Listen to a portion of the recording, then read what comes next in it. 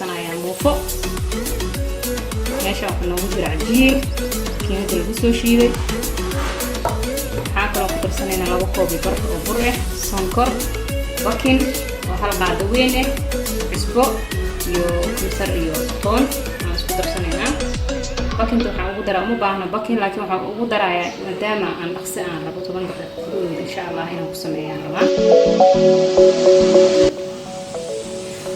qudaartana ugu talagalay muufada qudaartaas